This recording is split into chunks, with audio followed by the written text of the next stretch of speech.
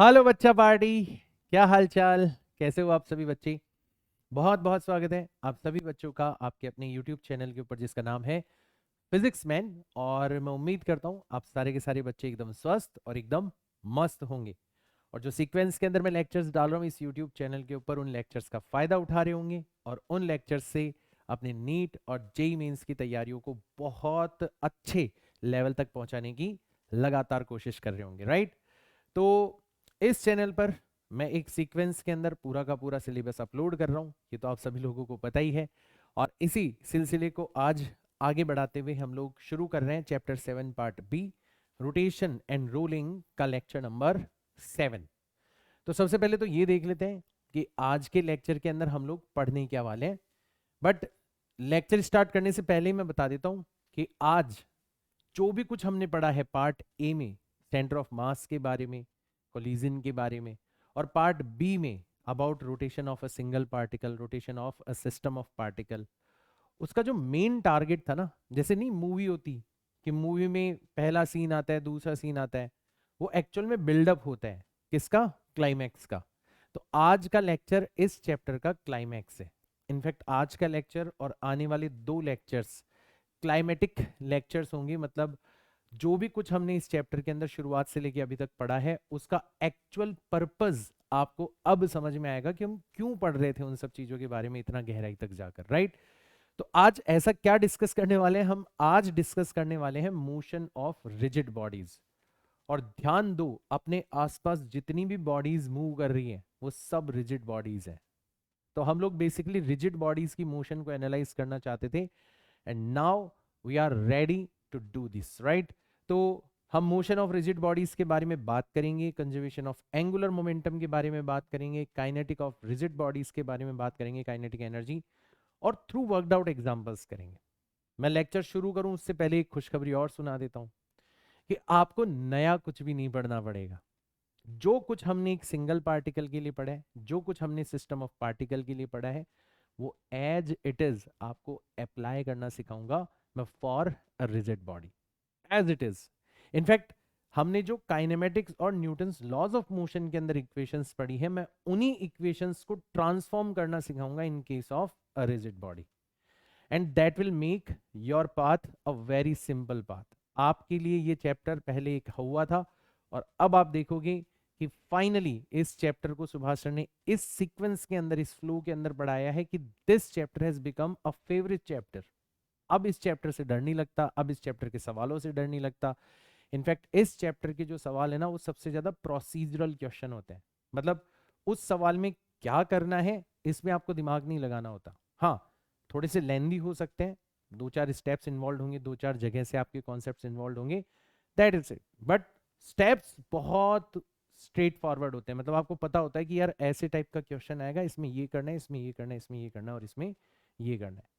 तो ये आपको मैं ढेर सारे एग्जांपल्स के थ्रू बताता रहता हूँ, और अब आने वाले लेक्चर्स के अंदर मैं और भी खूब सारे एग्जांपल्स लेके आपको इस चीज को प्रूव करने की कोशिश करूंगा। तो शुरू करते हैं आज का लेक्चर। आप में से बहुत सारे बच्चे ये भी पूछते रहते हैं कि सर हमें तो पूरी की पूरी प्रिपरेशन यूट्यूब से नहीं, आपसे करनी है। मतलब आपके सारे के सारे लेक्चर्स देखने हैं, आपकी डीपीपी सॉल्व करनी है, आपके नोट्स वगैरह एक्सेस करने हैं, आपसे लाइव मेंटोरशिप हमें चाहिए, टेस्ट वगैरह जो आप प्रिपेयर करते हो उस टेस्ट के अंदर पार्टिसिपेट करना है। अगर सब कुछ आपको एक्सेस करना है तो ऑब्वियसली यूट्यूब पर पॉसिबल नहीं है। You will have to visit my website www.physicsman.in, और इस वेबसाइट पर आपको सब कुछ जो कंप्लीट मेथड है आपके सुभाष सर का वो मिल जाएगा। और साथ में एक गारंटी मिलेगी कि अगर आपने इस मेथड को फॉलो कर लिया तो फिर आपको नीट के अंदर फिजिक्स में अच्छा स्कोर करने से कोई नहीं रोक सकता, ये गारंटी है। ठीक है, तो शुरू करें आज का लेक्चर। चलो, तो सबसे पहले बात करते हैं कि सर हमने सेंटर ऑफ मास के बारे में पढ़ा था। अब आज हमें बताओ कि रिजिड बॉडीज का जो कॉन्टेक्स्ट है उसमें सेंटर ऑफ मास का क्या लेना देना है। तो मैं थोड़ा सा रिमाइंड करवा देता हूं तुम्हें। सेंटर ऑफ मास के बारे में हमने पढ़ा था कि भैया ये एक रिजिड बॉडी है, ठीक है, किसी भी शेप की हो सकती है। वैसे तो हम रेगुलर शेप की रिजिड बॉडीज के बारे में बात करते हैं, बट चलो मान लो ये एक हमारी सॉलिड रिजिड बॉडी है, ठीक है। मैं आपको पहले बता चुका हूं कि हर रिजिड बॉडी इनफाइनाइट पार्टिकल से मिलके बनी हुई होती है, इनफाइनाइट पार्टिकल से मिलके बनी हुई होती है। मतलब हर रिजिड बॉडी अपने आप में एक सिस्टम ऑफ पार्टिकल है। तो खूब सारे पार्टिकल आप शो कर सकते हो। फॉर सैंपल आप बता सकते हो कि यहाँ पर इसका एक पार्टिकल है, इसका मास m1 है, यहाँ पर इसका एक पार्टिकल है, इसका मास m2 है, यहाँ पर इसका एक पार्टिकल है, इसका मास m3 है, and so on and so on and so on. ऐसे इसके अंदर इनफाइनाइट पार्टिकल्स। अब आप कोई भी फ्रेम ऑफ रेफरेंस ले सकते हो। जैसे आपने यहां पर ओरिजिन ले लिया इस पॉइंट पर, ठीक है, ये बन गया आपका ओरिजिन, ठीक है, ये बन गया y एक्सिस, ये बन गया x एक्सिस, और ये बन गया आपका z एक्सिस। तो ये आपने एक फ्रेम ऑफ रेफरेंस ले लिया, ठीक। और अब आप क्या कर सकते हो, इस रिजिड बॉडी के हर पार्टिकल को लोकेट कर सकते हो in this frame of reference. About this origin O आप बता सकते हो कि m1 का पोजीशन वेक्टर क्या है, आप बता सकते हो m2 का पोजीशन वेक्टर क्या है, आप बता सकते हो m3 का पोजीशन वेक्टर क्या है। आसानी से बता सकते हो। कैसे बताओगे? तो ये सब कुछ हम कर चुके हैं। आप m1 का पोजीशन वेक्टर बताना चाहोगे तो यहां से आप m1 को ज्वाइन कर दोगे। आप m2 का पोजीशन वेक्टर बताना चाहोगे तो यहां से आप m2 को ज्वाइन कर दोगे। आप m3 का पोजीशन वेक्टर बताना चाहोगे, यहां से आप m3 को ज्वाइन कर दोगे। तो ये सभी वेक्टर्स कॉरेस्पॉन्डिंगली ये रिप्रेजेंट करेगा r1 वेक्टर को, मतलब पहले पार्टिकल की इसके अबाउट पोजीशन। ये रिप्रेजेंट करेगा r2 वेक्टर को, ठीक है, r3 वेक्टर को, है ना। और ये वाला जो वेक्टर है ये रिप्रेजेंट करेगा r2 को। तो इस तरीके से ढेर सारे पार्टिकल्स हैं, उन सबका आप यहां पर पोजीशन वेक्टर बता सकते हो। और अगर आपको सारे के सारे पार्टिकल्स का पोजीशन वेक्टर पता है, तो हमने सेंटर ऑफ मास की पोजीशन निकालना सीखा था कि सेंटर ऑफ मास की जो पोजीशन होती है RCM, ये कैसे निकाली जाती है, m1 r1 plus m2 r2, और ऐसे करते करते हम सारे पार्टिकल्स का यहां पर ऐड कर देंगे मास और पोजीशन का प्रोडक्ट, और नीचे total mass m1 plus m2, और इस तरीके से जितने भी पार्टिकल्स हैं उन सबका मास हम लोग ऐड कर देंगे। ऐसे तो निकालते थे। और कुछ सिमिलर रिलेशनशिप हमारी यूज होती थी अगर हम सेंटर ऑफ मास की वेलोसिटी निकालना चाहते हैं। तो सेंटर ऑफ मास की वेलोसिटी में यहां पर r है, यहां पर v आ जाएगा। तो यह आ जाएगा m1 v1 plus m2 v2। ऐसे आप क्या कर रहे हो, इन सब की वेलोसिटीज को ऐड कर रहे हो और इसको डिवाइड कर देते हो total mass m1 plus m2 plus dot dot dot, total mass से आपने डिवाइड कर दिया। और इसी तरीके से आप सेंटर ऑफ मास का एक्सेलरेशन निकालते हो। Similarly for acceleration. आया समझ में? दिखा सकते हो आप यहां पर, आप ये बता सकते हो कि हो सकता है आपका ये जो m1 है ये इस डायरेक्शन के अंदर मूव कर रहा हो, कितनी वेलोसिटी से, v1 वेलोसिटी से। ये जो m2 है वो इस डायरेक्शन के अंदर मूव कर रहा हो, कितनी वेलोसिटी से, v2 वेलोसिटी से। और ये जो m3 है ये इस डायरेक्शन में वेलोसिटी से मूव कर रहा हो, v3 वेलोसिटी से। तो ऐसे अलग अलग पार्टिकल अलग अलग डायरेक्शन के अंदर मूव कर सकता है, बट सेंटर ऑफ मास की पोजीशन क्या होगी और सेंटर ऑफ मास की वेलोसिटी क्या होगी ये आप सबने निकालना सीख रखें। तो मान लो हमने जब ये वाला फॉर्मूला अप्लाई किया, हमने जब ये वाला फॉर्मूला अप्लाई किया तो हमें यहां पर इस जगह पर कहीं सेंटर ऑफ मास मिला। ये रहा हमारा सेंटर ऑफ मास यहां पर, ठीक है, ये हो गया हमारा सेंटर ऑफ मास। तो इस सेंटर ऑफ मास की जो पोजीशन है सबसे पहले हम वो बता सकते हैं कि सर ये हमारे सेंटर ऑफ मास की पोजीशन हो गई जो मैंने व्हाइट कलर से ड्रॉ करी है। और इसका जो ओवरऑल वेलोसिटी होगा वो सपोज करो किसी इस पर्टिकुलर डायरेक्शन के अंदर होगा कि सर ये हो जाएगी velocity of centre of mass. ठीक है, अब आपको ये डायग्राम वगैरह कॉपी नहीं करना कि सर ये तो डायग्राम बहुत कॉम्प्लिकेटेड है, ये हम कैसे बनाएंगे। जस्ट आपको एक एक स्टेप में बता रहा हूं कि आपको एक रिजिड बॉडी गिवन है, उस रिजिड बॉडी को आप ढेर सारे पार्टिकल से मिलकर बना हुआ मान सकते हो। हर पार्टिकल की किसी पर्टिकुलर फ्रेम ऑफ रेफरेंस के अंदर पोजीशन फाइंड आउट कर सकते हो, और उसी फ्रेम ऑफ रेफरेंस के अंदर जो सेंटर ऑफ मास की पोजीशन है वो आप इस फॉर्मूला के थ्रू, और सेंटर ऑफ मास की जो वेलोसिटी है वो इस फॉर्मूला के थ्रू फाइंड आउट कर सकते हो। ये सब कुछ हमने पढ़ा हुआ है। तो सर आप ये रिपीट क्यों कर रहे हो? एक बहुत इंपॉर्टेंट चीज मैं आपको सिखाना चाहता हूँ, बहुत इंपॉर्टेंट चीज, ध्यान से सुनना, और बहुत इंपॉर्टेंट है।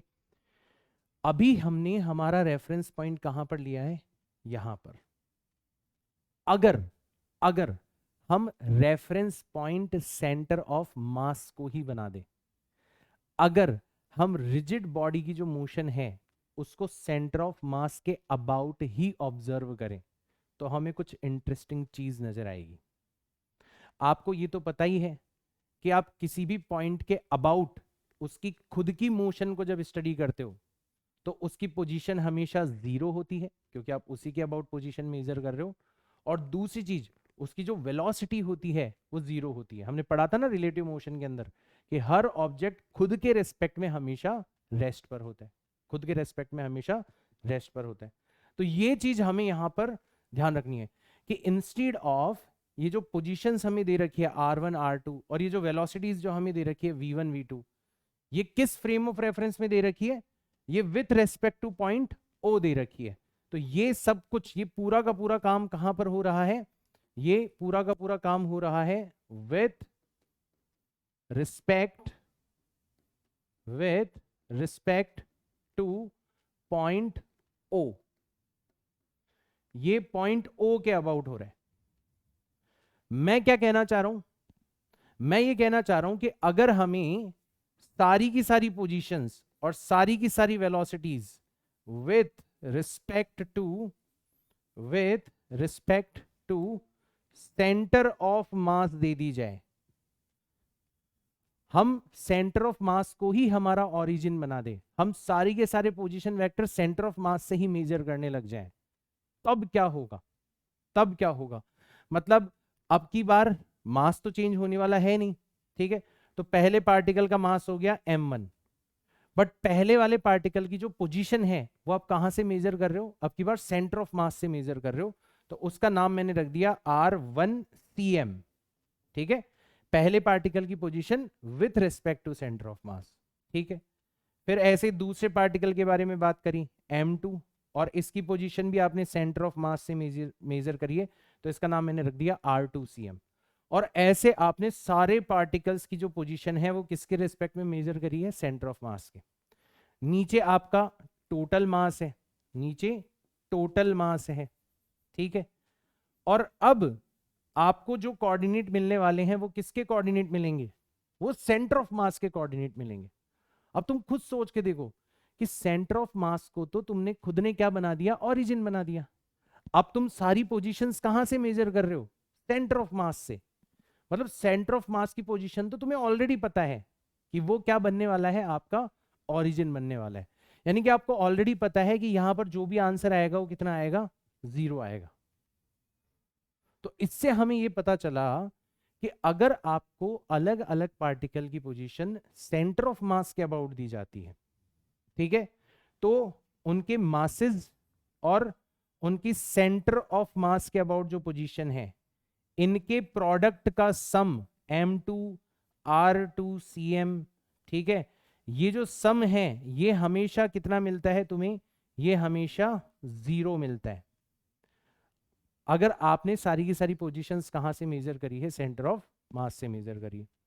इसी तरीके से वेलोसिटी वाली बात, कि अगर आप सेंटर ऑफ मास के अबाउट वेलोसिटीज ले रहे हो, पहले पार्टिकल की velocity about centre of mass या with respect to centre of mass, दूसरे पार्टिकल की velocity with respect to centre of mass.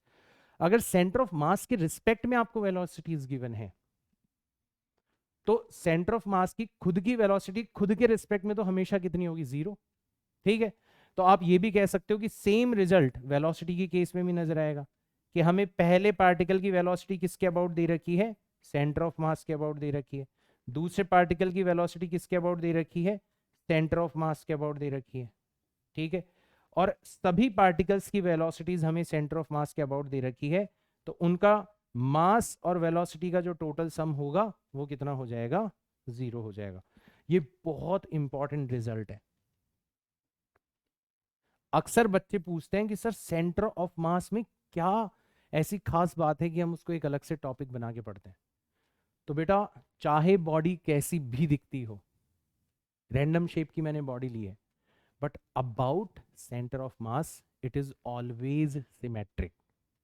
Centre of mass के अबाउट अगर आप देखोगे तो हमेशा जो मास डिस्ट्रीब्यूशन होगा, हमेशा जो वेलोसिटी डिस्ट्रीब्यूशन होगा, हमेशा जो मोमेंटम डिस्ट्रीब्यूशन होगा, वो कैसा होगा?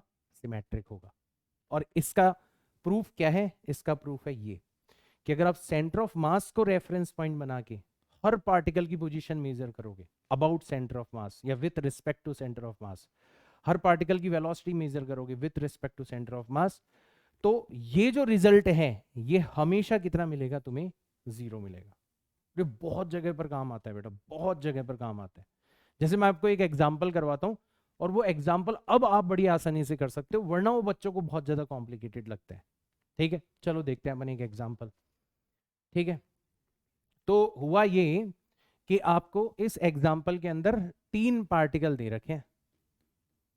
ठीक है, आपको कह रखा है velocity of first particle about centre of mass. ठीक है, तो ये जो v1 अबाउट सेंटर ऑफ मास जो है, ये आपको दे रखी है कितनी, 2 metre per second towards north. ठीक है, ध्यान देना इसमें एक वर्ड बहुत इंपॉर्टेंट है, अबाउट सेंटर ऑफ मास या with respect to centre of mass, है ना, ऐसे भी लिख सकते हैं इसको, with respect to centre of mass, ऐसे भी लिख सकते हैं। ठीक है, और इसका मास कितना दे रखा है, तो इसका मास आपको दे रखा है m1 is equal to 2 kilogram दे रखा है। ठीक है, सिमिलरली आपको वेलोसिटी ऑफ सेकंड पार्टिकल, ठीक है, तो सिमिलरली आपको वेलोसिटी ऑफ सेकंड पार्टिकल दे रखी, तो मैं डायरेक्ट लिख देता हूं, वेलोसिटी ऑफ सेकंड पार्टिकल आपको दे रखी है with centre of mass, with respect to centre of mass 3 metre per second, और ये पार्टिकल जा रहा है टुवर्ड्स, ये पार्टिकल जा रहा है टुवर्ड्स ईस्ट जा रहा है। ठीक है, और इसका जो मास है वो कितना है, वो है 1 किलोग्राम, 1 किलोग्राम इसका मास है। तो आपको ये बताना है कि जो तीसरा पार्टिकल है ना, उसकी सेंटर ऑफ मास के अबाउट वेलोसिटी कितनी होगी, ये आपको बताना है कि जो तीसरा पार्टिकल है उसकी सेंटर ऑफ मास के अबाउट वेलोसिटी कितनी होगी। ठीक है, और इसका मास आपको दे रखा है m3 is equal to 5 kilogram, ये आपको दे रखा है। तो अब ऐसा क्वेश्चन आपसे पूछ लिया, अब देखो नॉर्मली ये क्वेश्चन कैसा होता कि नॉर्मली आप पढ़ते कि हाँ यार वेलोसिटी ऑफ फर्स्ट पार्टिकल दे रखी है, सेकंड पार्टिकल दे रखी है, थर्ड पार्टिकल दे रखी है, तीनों का मास दे रखा है, और थर्ड पार्टिकल की हमें सेंटर ऑफ मास के अबाउट वेलोसिटी पूछी गई है। बहुत सारे बच्चे तो लैंग्वेज में ही कंफ्यूज हो जाते हैं, उनको लगता है यार ये तो पता नहीं कोई अजीब सा रिलेटिव मोशन का क्वेश्चन है। फिर बहुत सारे बच्चे जो इसको ब्रेक कर लेते हैं वो इस बात पे अटक जाते हैं कि यार तीनों पार्टिकल का मास दे रखा है, तीनों में से 2 की वेलोसिटी दे रखी है, तीसरे की पूछी गई है, तो सेंटर ऑफ मास की वेलोसिटी अगर दे दी जाए तो हम लोग इस क्वेश्चन को कर सकते हैं, फिर तो फॉर्मूला लगा के फिर वो सवाल के अंदर ढूंढेंगे कि यार सेंटर ऑफ मास की वेलोसिटी तो कहीं दे ही नहीं रखी, वो वहां पर अटक जाएंगे। जो बच्चे हर एक चीज को बहुत बेसिक से पढ़ते हुए आए हैं मेरे साथ साथ, उनको सारी की सारी लैंग्वेज पकड़ में आ जाएगी, उनको पकड़ में आ जाएगा कि यार ये क्वेश्चन जो है ना, ये सेंटर ऑफ मास के रिस्पेक्ट में पूछा गया है, और सेंटर ऑफ मास के रिस्पेक्ट में खुद सेंटर ऑफ मास हमेशा रेस्ट पर रहेगा। और वैसे तो सर ने डायरेक्ट हथियार ही बता दिया था कि सेंटर ऑफ मास के रिस्पेक्ट में अगर आपको क्वांटिटीज दी जाए तो 2 रिजल्ट बताए थे जो कि हमेशा 0 होते हैं, और उनमें से एक रिजल्ट यहां पर काम आ जाएगा। सीधा सीधा आप सोल्यूशन निकाल सकते हो। यहां पर आप क्या कह सकते हो कि सर ने डायरेक्ट एक हथियार बताया था कि अगर आपको वेलोसिटीज सेंटर ऑफ मास के अबाउट दी जाए तो आप मास और वेलोसिटी का प्रोडक्ट करके ऐड कर दो, आपको रिजल्ट कितना मिलेगा, 0 मिलेगा। तो आपने मास को वेलोसिटी से मल्टीप्लाई किया, तो पहले का मास कितना है 2 किलोग्राम, और वेलोसिटी कितनी है 2, टुवर्ड्स नॉर्थ, नॉर्थ का मतलब होता है वाई डायरेक्शन, मतलब जे कैप। तो पहले पार्टिकल की वेलोसिटी हो गई मास multiplied by velocity, vector form में करना है ना। फिर दूसरा पार्टिकल मास कितना है 1 किलोग्राम, और वेलोसिटी कितनी है 3 metre per second towards east, east का मतलब होता है एक्स डायरेक्शन, मतलब आई कैप। तो ये हो गया आपका दूसरा पार्टिकल। और तीसरे पार्टिकल का मास कितना है m3 is equal to 5 kilogram, और इसकी वेलोसिटी हमने मान लिया v3 cm, है ना, सेंटर ऑफ मास के अबाउट इसकी वेलोसिटी निकालनी है। इन तीनों का सम हमेशा कितना होगा, 0 होगा। खत्म हो गया क्वेश्चन। तो आपने क्या करा, यहां पर देखा कि velocity of third particle with respect to cm जो होगी वो कितनी हो जाएगी, वो हो जाएगी 3 times I cap plus 4 times J cap divided by 5 और ये आ जाएगा यहाँ पर नेगेटिव। तो अगर कोई वेक्टर फॉर्म में पूछे तो ये आपका आंसर हो गया, है ना, जैसे हमसे वेक्टर फॉर्म में पूछा है तो ये हमारा आंसर हो गया, ठीक है। और अगर हमसे कोई इसका मैग्नीट्यूड पूछ ले कि बताओ थर्ड पार्टिकल की सेंटर ऑफ मास के अबाउट जो वेलोसिटी है उसका मैग्नीट्यूड कितना होगा, तो मैग्नीट्यूड हमेशा पॉजिटिव होता है, तो एक तो नेगेटिव साइन को हटा दो। अच्छा, 1/5 जो है ये तो कांस्टेंट है, आपको इस वेक्टर का मैग्नीट्यूड निकालना है। और वेक्टर का मैग्नीट्यूड अपन कैसे निकालते हैं, कोफिशिएंट्स का स्क्वायर, तो 3 का स्क्वायर प्लस 4 का स्क्वायर करेंगे, अल्टीमेटली 25 बन जाएगा अंदर, जिसका रूट होता है 5, 5 से 5 कट जाएगा, तो आंसर आ जाएगा 1 मीटर पर सेकेंड। पक्का जो तीसरा पार्टिकल है वो सेंटर ऑफ मास के अबाउट 1 मीटर पर सेकेंड की वेलोसिटी से मूव कर रहा होगा। So this is a very important result जो कि आपको ध्यान में रखना है। ये हुआ हमारा सेंटर ऑफ मास। तो rigid body centre of mass के अबाउट सिमेट्रिक होती है। सिमेट्रिक होने का मतलब अगर आप सेंटर ऑफ मास के अबाउट हर पार्टिकल की पोजीशन को उसके कॉरस्पॉन्डिंग मास से मल्टीप्लाई कर दोगे तो उनका सम कितना मिलेगा तुम्हें, 0। तुम सेंटर ऑफ मास के रेस्पेक्ट में हर पार्टिकल की वेलोसिटी को उसके कॉरस्पॉन्डिंग मास से मल्टीप्लाई कर दोगे, मतलब मोमेंटम निकालोगे, तो ओवरऑल जो मोमेंटम मिलेगा वो कितना मिलेगा तुम्हें, 0 मिलेगा। This is very very important. बताऊंगा मैं आपको, इसकी इंपॉर्टेंस भी बताऊंगा, बट इसको एज अ हथियार आप लोगों को ध्यान में रखना है, ठीक है। तो एक तो चीज हो गई आपकी ये, ठीक है। एक बार इसको अच्छे से देख लो, अच्छे से समझ में आना चाहिए। मैं 2 मिनट दो मुझे, ठीक है ना।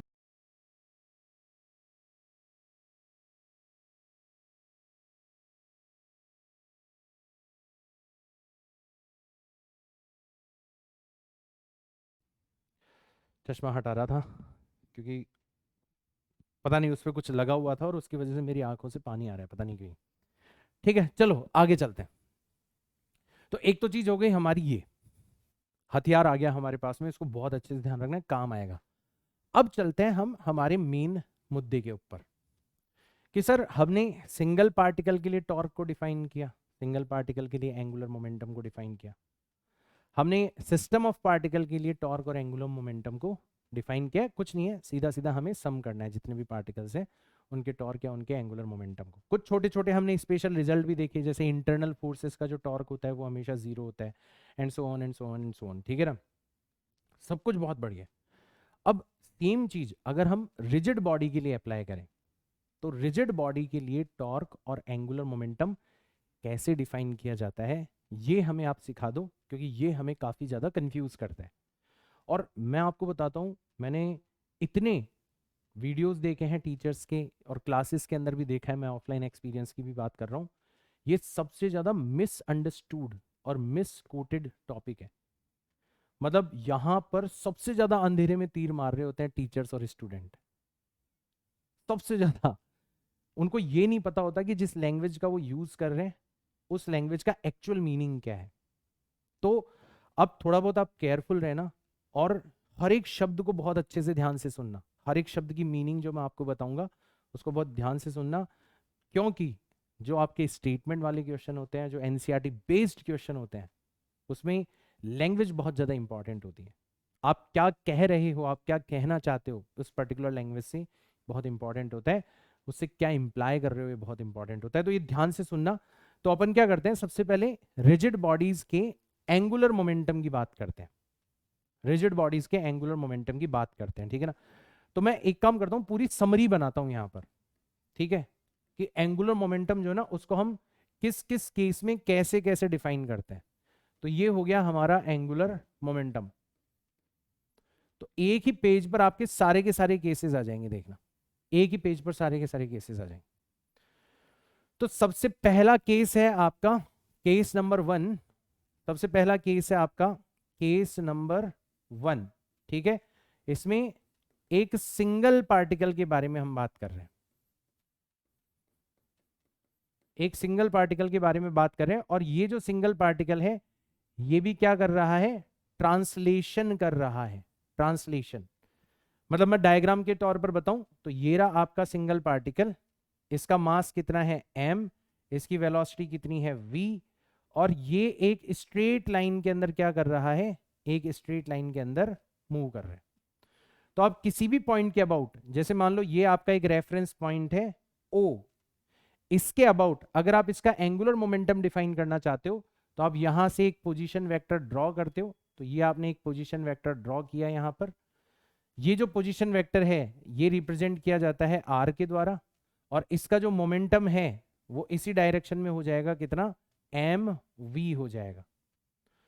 तो आप बड़ी आसानी से एंगुलर मोमेंटम डिफाइन कर सकते हो about this point O, about this point O, क्योंकि हमेशा एंगुलर मोमेंटम को किसी पॉइंट के अबाउट डिफाइन किया जाता है। तो ये तो हम कर चुके हैं, ये बन गया हमारा केस नंबर 1। तो यहां पर angular momentum about point O कितना हो जाएगा, angular momentum about point O, तो इसको हमने लिख दिया एल, और ये हो जाएगा आपका L is equal to R cross P, और पी की जगह लिखा जा सकता है एम मल्टीप्लाइड बाय वी। ये हो जाएगा हमारा सिंगल पार्टिकल का एंगुलर मोमेंटम। फिर आप फर्दर इसको सॉल्व करना चाहोगे तो मैंने खूब सारे रिजल्ट्स बताए थे, perpendicular distance multiplied by momentum and so on and so on and so on, but basic definition आपके एंगुलर मोमेंटम की ये है। ठीक है, अगर आप इसका मैग्नीट्यूड निकालोगे तो या तो आप इसको सॉल्व कर सकते हो, ठीक है, तो सॉल्व करोगे तो आर क्रॉस एम वी का मतलब हो जाएगा पहले वेक्टर का मैग्नीट्यूड, दूसरे वेक्टर का magnitude multiplied by sine of angle between them. और एंगल बिटवीन देम कैसे निकालेंगे, हम आर को आगे बढ़ा देंगे, मोमेंटम इधर की तरफ है तो बीच में जो एंगल बन रहा होगा वो हो जाएगा थीटा। ठीक है, ये आर को हमने क्या कर दिया, आगे बढ़ा दिया, तो यहाँ पर जो एंगल बन रहा है वो हो गया थीटा, ये वाला एंगल भी हो जाएगा थीटा। तो अल्टीमेटली आपका ये जो डिस्टेंस है ये हो जाएगा आर साइन थीटा। तो यहीं से वो डेफिनेशन निकल के आती है कि हम मोमेंटम को परपेंडिकुलर डिस्टेंस से मल्टीप्लाई कर दें, या फिर डिस्टेंस को परपेंडिकुलर कंपोनेंट ऑफ मोमेंटम से मल्टीप्लाई कर दे। ये सब कुछ हमने बहुत अच्छे से समझा हुआ है, तो इसकी डिटेल में अपन नहीं जाएंगे, बट जस्ट यहाँ पर एक बार समरी बना रहे हैं अपन। तो ये हो गया हमारा केस नंबर 1। अब बात करते हैं हमारे केस नंबर 2 के बारे में। अगेन हम एक सिंगल पार्टिकल के बारे में बात कर रहे हैं, so this is case number 2। अब की बार हमारा जो सिंगल पार्टिकल है वो क्या कर रहा है, सिंगल पार्टिकल रोटेट कर रहा है about a fixed axis, rotation about a fixed axis, fixed axis के अबाउट रोटेट कर रहा है। तो ऐसी कुछ सिचुएशन बन रही है कि ये हो गया एक्सिस, ये हो गया एक्सिस, और इस एक्सिस के अबाउट जो सिंगल पार्टिकल है वो ऐसे इस सर्कुलर पाथ के अंदर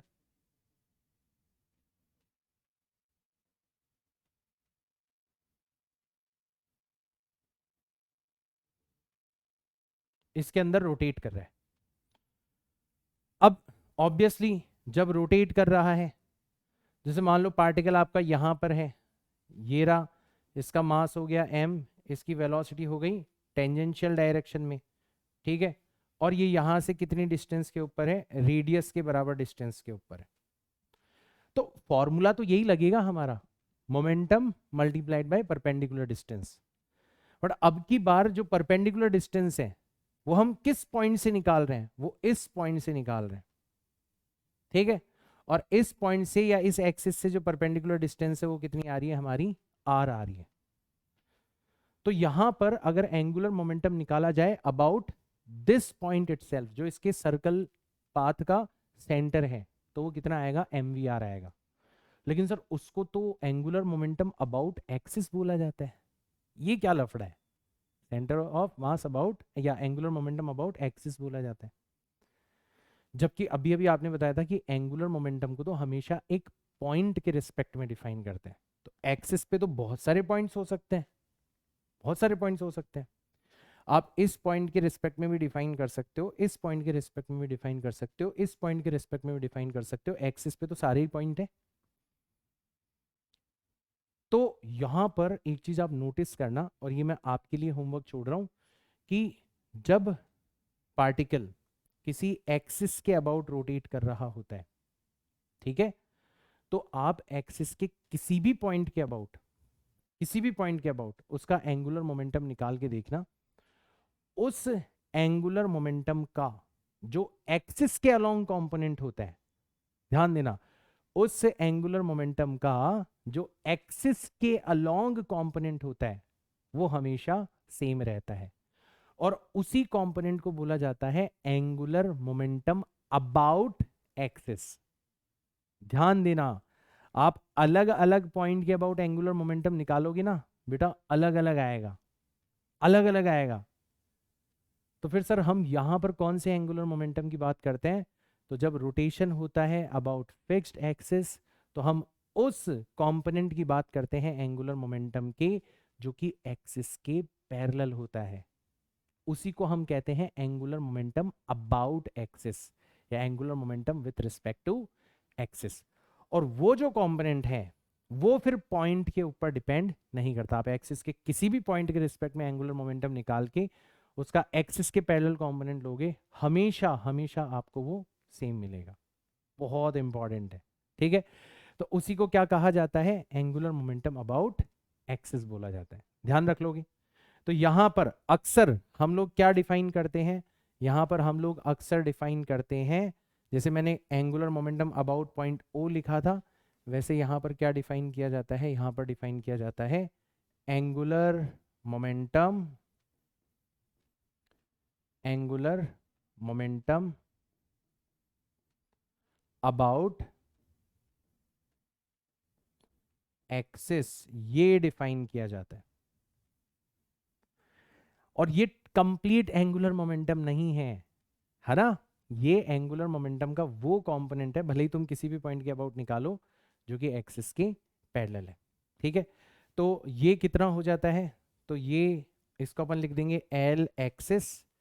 तो एक्सिस के अबाउट जो एंगुलर मोमेंटम हो जाएगा वो हो जाएगा मोमेंटम, ठीक है, और मल्टीप्लाइड बाय डिस्टेंस। तो अगर मैं मैग्नीट्यूड फॉर्म में लिखूं तो ये हो जाएगा R multiplied by M into V. M V हो गया मोमेंटम, आर हो गई परपेंडिकुलर डिस्टेंस, ठीक। अच्छा, इसको थोड़ा रीअरेंज करूं तो कैसे लिखा जा सकता है? इसको रीअरेंज करने पर लिखा जा सकता है M into are.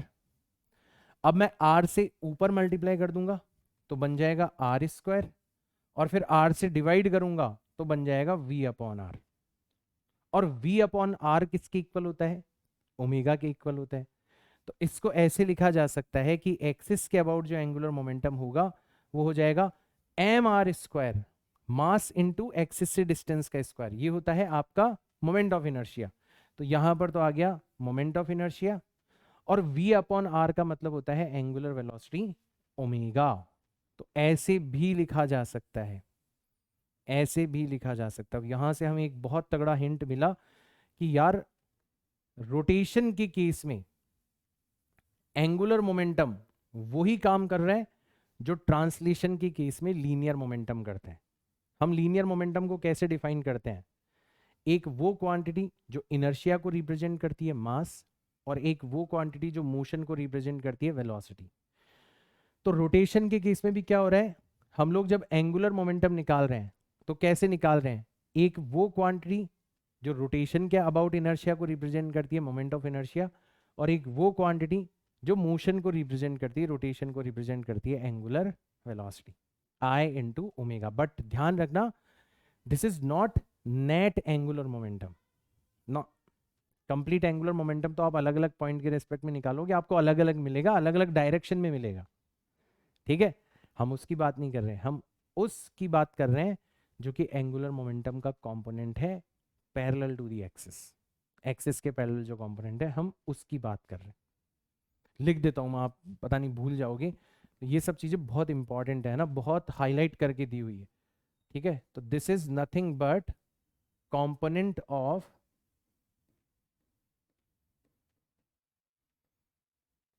Angular momentum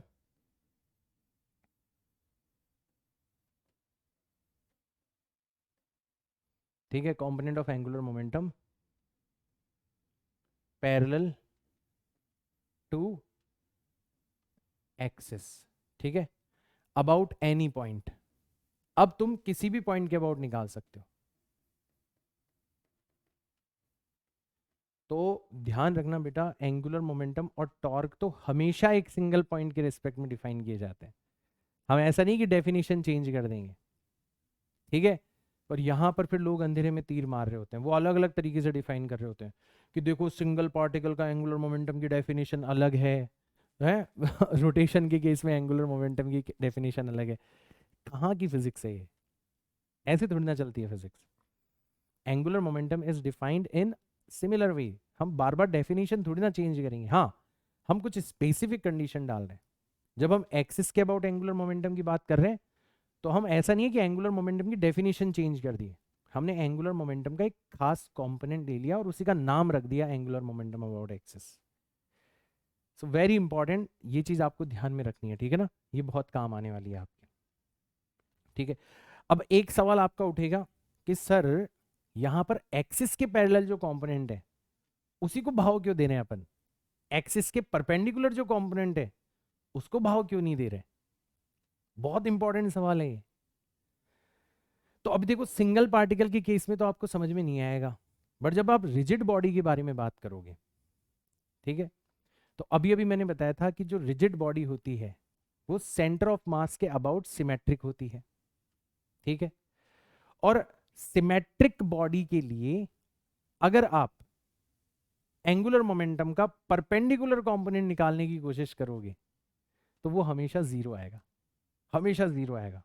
बहुत इंपॉर्टेंट रिजल्ट है ये भी मैं हाईलाइट करूंगा अभी।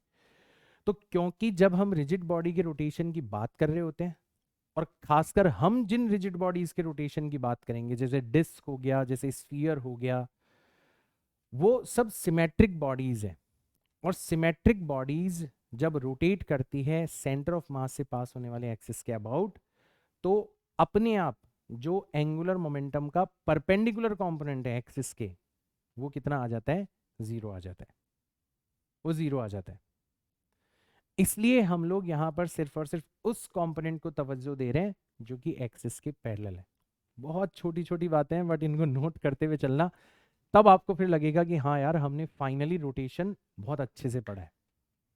बिठाने में हो सकता है समय लगे, पर नोट करते चलो, ये चीजें आपको क्लैरिटी देंगी। जब आप सवाल करोगे ना तो अब सवाल दिखेगा आपको, ऐसे समझ में आएगा, उलझोगे नहीं, तुम अंधेरे में तीर नहीं मारोगे, कभी पॉइंट के अबाउट निकाल रहे हो, कभी एक्सिस के अबाउट निकाल रहे हो, कभी किस के अबाउट निकाल रहे हो। अब तुम्हें पता होगा कि किस केस में क्या निकालना होता है, क्यों निकालना होता है और कैसे निकालना होता है, ठीक है। तो ये जो दो केसेस हैं ये किसको रिप्रेजेंट कर रहे हैं? ये रिप्रेजेंट कर रहे हैं हमारे सिंगल पार्टिकल के ट्रांसलेशन को और सिंगल पार्टिकल के रोटेशन को। अब हमने देखा था कि यार सिंगल पार्टिकल के बारे में हमें अगर पता चल गया तो सिस्टम ऑफ पार्टिकल या रिजिड बॉडी के बारे में हमें अपने आप पता चल गया, क्योंकि एक सिस्टम ऑफ पार्टिकल या एक रिजिड बॉडी खूब सारे सिंगल पार्टिकल से मिलकर बनी हुई होती है, और सिंगल पार्टिकल की तो हर एक चीज हमने निकालना सीख ली, ठीक है। तो यहां पर भी आपको ध्यान रखना है कि अब अगर आपको ये दो रिजल्ट पता चल गए तो आप अपने आप रिजिड बॉडी के बारे में बात कर सकते हो। अब आपको कुछ नया जानने या सीखने की जरूरत नहीं है। तो जो केस नंबर 3 है वो अब आपको अपने आप समझ में आ गया, कोई भी फेर बदल करने की जरूरत नहीं है यहाँ पर। तो केस 3 हो जाएगा रिजिड बॉडी या सिस्टम ऑफ पार्टिकल भी आप ले सकते हो। और ये जो रिजिड बॉडी है ये अब क्या कर रही है? सीधा सीधा ट्रांसलेट कर रही है। डायग्राम के अंदर अगर मैं बताना चाहूँ तो ऐसी कुछ सिचुएशन बन रही है कि जैसे ये आपकी एक डिस्क हो गई, ठीक है, ये एक डिस्क हो गई और ये ट्रांसलेट कर रही है, मतलब इसका जो सेंटर ऑफ मास है वो कितनी वेलोसिटी से मूव कर रहा है? VCM इतनी वेलोसिटी से मूव कर रहा है। About what? About this reference point which is known as O। ये हो गया आपका Y एक्सिस, ये हो गया आपका X एक्सिस एंड ये हो गया आपका Z एक्सिस। तो वही वाली बात कि सर अबाउट पॉइंट O इसका एंगुलर मोमेंटम कैसे निकालेंगे? तो जैसे हमने सिंगल पार्टिकल का निकाला है वैसे इसका निकालेंगे। इसका मास कितना है? इसका मास है m, ठीक है। तो वही वाली चीज कि हम सबसे पहले यहां पर एक पोजीशन वेक्टर ड्रॉ करेंगे। तो पोजीशन वेक्टर हमने ड्रॉ किया यहां पर, ठीक है। तो ये हो गया हमारा पोजीशन वेक्टर R। और हम जैसे हमने यहां पर डिफाइन किया था एंगुलर मोमेंटम को, वैसे के वैसे हम यहां पर करेंगे। तो एंगुलर मोमेंटम अबाउट ओ कितना हो जाएगा, तो एंगुलर मोमेंटम अबाउट ओ, ठीक है, कितना हो जाएगा। तो सिमिलरली यहां पर भी एल आ जाएगा आपका R cross M multiplied by V C M, ये आ जाएगा, ये आ जाएगा। और फिर इसमें भी फर्दर आप क्या कर सकते हो, यहां से इस लाइन को आगे बढ़ा सकते हो, ये डिस्टेंस फाइंड आउट कर सकते हो जो कि परपेंडिकुलर डिस्टेंस हो जाएगी। तो सीधा सीधा आप इसका जो मैग्नीट्यूड है वो लिख सकते हो, L is equal to M into velocity of centre of mass multiplied by जो भी आपका पॉइंट है उससे परपेंडिकुलर डिस्टेंस। भाई एंगल वेंगल दे रखा हो तो सॉल्व कर लेना, और ऐसे डायरेक्ट डायग्राम दे रखा हो तो परपेंडिकुलर डिस्टेंस निकाल के आप कैलकुलेट कर लेना। इस तरीके से आप क्या कर सकते हो, रिजिड बॉडी का भी अगर वो ट्रांसलेट करिए, सिर्फ ट्रांसलेट करिए, मतलब पूरी की पूरी रिजिड बॉडी आगे बढ़ रही है, सारे पॉइंट्स की वेलोसिटी सेम है, तो जो सेंटर ऑफ मास की वेलोसिटी होगी सारे के सारे पॉइंट्स की वेलोसिटी हो गई। तो हमने सिर्फ सेंटर ऑफ मास की वेलोसिटी दिखाई है। तो ये हमारा केस नंबर हो गया 3। कुछ नया सीखने की, कुछ नया जानने की जरूरत ही नहीं है। और ऐसे ही हम लोग बात कर लेते हैं अब हमारे केस नंबर 4 के बारे में, which is very much similar to this case. This is और केस नंबर 4। अब की बारी हम बात कर रहे हैं किसकी, रिजिड बॉडी की बात कर रहे हैं। और ये जो रिजिड बॉडी है अब की बार प्योर रोटेशन कर रही है, rotation about fixed axis, pure rotation भी बोला जाता है इसको।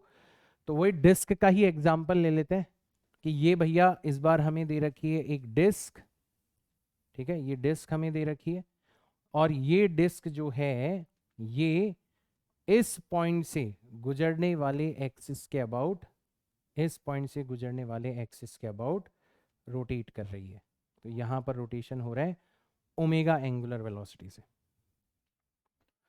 तो अगेन ध्यान रखना, अगर किसी पॉइंट के अबाउट एंगुलर मोमेंटम निकालने के लिए कहे तो उसकी डेफिनेशन तो सेम है, वो तो अलग अलग आएगा, आप अलग अलग पॉइंट लोगे तो। लेकिन अगर आपसे कहें एंगुलर मोमेंटम अबाउट एक्सिस, यानी कि हमें एंगुलर मोमेंटम का वो कंपोनेंट निकालना है जो कि एक्सिस के पैरेलल है, ठीक है, उसका नाम क्या रखा जाता है, उसका नाम रखा जाता है angular momentum, angular momentum about axis, यानी कि एल एक्सिस। अगर ये हमें निकालने के लिए कहे तो जैसे हमने सिंगल पार्टिकल के लिए निकाला था moment of inertia multiplied by omega, वैसे ही हम यहां पर भी निकाल सकते हैं सीधा सीधा moment of inertia multiplied by omega. तो मैंने आपसे प्रॉमिस किया था ना कि आपको कुछ भी नया पढ़ने की जरूरत नहीं है, जो काम आप सिंगल पार्टिकल के लिए करते हो वो काम आप रिजिड बॉडी के लिए भी कर सकते हो, और उसका डायरेक्ट प्रूफ आपको देखने को मिल रहा है यहां पर। लेकिन एक चीज ऐसी है एक चीज ऐसी है जो कि सिंगल पार्टिकल नहीं कर सकता बट रिजिड बॉडी कर सकती है, वो है combination of these two motions. भाई सिंगल पार्टिकल तो बहुत छोटा है, बहुत छोटा है, तो अगर वो अपने एक्सिस पर रोटेट भी करेगा ना तो उसका मोमेंट ऑफ इनर्शिया जीरो आएगा क्योंकि उसकी साइज जीरो है। तो सिंगल पार्टिकल के लिए या तो ट्रांसलेशन हो रहा होगा या फिर प्योर रोटेशन हो रहा होगा। रिजिड बॉडी के लिए प्योर ट्रांसलेशन भी हो सकता है, रिजिड बॉडी के लिए प्योर रोटेशन भी हो सकता है, और रिजिड बॉडी के लिए इन दोनों का कॉम्बिनेशन भी हो सकता है। हो सकता है रिजिड बॉडी रोटेट भी कर रही हो और साथ ही साथ में उसका सेंटर ऑफ मास आगे भी बढ़ रहा हो। बोलो सर ये तो बहुत कॉम्प्लिकेटेड केस हो जाएगा, बट यही तो फिजिक्स की ब्यूटी है कि फिजिक्स में बिल्डिंग ब्लॉक्स आपने छोटी चीज समझी, छोटी चीज समझी, छोटी चीज समझी, छोटी चीज समझी, अब अगर उनको कंबाइन करने की बारी आती है तो आप अपने रिजल्ट्स को भी क्या कर दो, कंबाइन कर दो। तो ये काम आप केस नंबर 5 के अंदर कर सकते हो, और अब यही हमारा मेन टारगेट है। जो केस नंबर 5 है ना, यही हमारा मेन टारगेट है। तो केस नंबर 5 इसमें क्या हो रहा है, इसमें हम रिजिड बॉडी के बारे में बात कर रहे हैं, ठीक है। और ये जो रिजिड बॉडी है ये रोटेशन भी कर रही है और रोटेशन के साथ साथ ट्रांसलेशन भी कर रही है, रोटेशन के साथ साथ ट्रांसलेशन भी कर रही है। अगर मैं डायग्राम बना के बताऊं तो कुछ ऐसी सिचुएशन बन रही है कि ये रही आपकी एक डिस्क,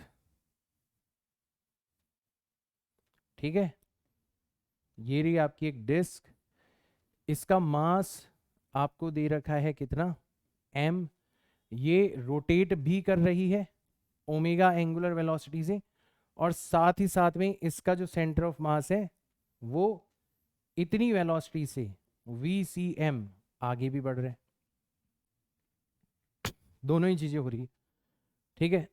और ये पूरी की पूरी सिचुएशन आप इस पॉइंट के अबाउट ऑब्जर्व कर रहे हो, दैट इज योर ओरिजिन। तो यहां से आपने परपेंडिकुलर डिस्टेंस निकाल ली, ठीक है, ये आपको एक्स वाई जेड एक्सिस दे रखे, ऐसे आपकी सिचुएशन आपको गिवन है, रोटेशन भी हो रहा है और ट्रांसलेशन भी हो रहा है।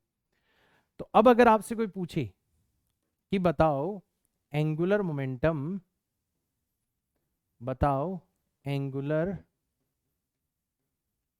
मोमेंटम अबाउट ओ कितना होगा, ओ के रिस्पेक्ट में एंगुलर मोमेंटम कितना होगा। तो यहां पर जो एंगुलर मोमेंटम आएगा आपका एल ओ, इसके दो हिस्से हो जाएंगे, एक तो आप इस बॉडी का प्योर ट्रांसलेशन अज्यूम कर सकते हो। तो ट्रांसलेशन की केस में एंगुलर मोमेंटम कैसे निकाला जा सकता है, हम क्या करते हैं, हम जो परपेंडिकुलर डिस्टेंस है किसकी, इस वेलोसिटी की, ये जो वेलोसिटी की परपेंडिकुलर डिस्टेंस है, ये वाली जो परपेंडिकुलर डिस्टेंस है, इस परपेंडिकुलर डिस्टेंस को हम किससे मल्टीप्लाई कर सकते हैं, एम वी सी एम से मल्टीप्लाई कर सकते हैं, एम वी सी एम से मल्टीप्लाई कर सकते हैं। तो ये तो आ गया हमारा ट्रांसलेशन वाला पार्ट, ये तो आ गया हमारा ट्रांसलेशन वाला पार्ट, ठीक है। और साथ ही साथ में अगर हम रोटेशन की बात करें तो रोटेशन किसके अबाउट होगा, इस एक्सिस के अबाउट होगा, और इस एक्सिस के अबाउट मोमेंट ऑफ इनर्शिया कितना है, आई। तो हम लोग रोटेशन वाला पार्ट लिख सकते हैं यहां पर आई मल्टीप्लाइड बाय ओमेगा, ठीक है। और इस केस में अक्सर जो आई है ना वो हमें सेंटर ऑफ मास के अबाउट लेना होता है, सेंटर ऑफ मास के अबाउट जो एक्सिस है वो हमें लेना होता है। तो कुछ भी नया ऐसा यहां पर समझने का नहीं है जो कि हमें कॉम्प्लिकेटेड लगी, क्योंकि यहां पर दो चीजें एक साथ हो रही है। तो जो दो अलग अलग रिजल्ट्स हमने पढ़े थे वो यहां पर कंबाइन हो गए, वो यहां पर कंबाइन हो गए। तो ये चीज आप लोगों ने अच्छे से सीख ली यहां पर। अब जो रिजल्ट्स आपको एंगुलर मोमेंटम के लिए मिले हैं वो के वो रिजल्ट आप टॉर्क के लिए भी ले सकते हो, ठीक है ना। तो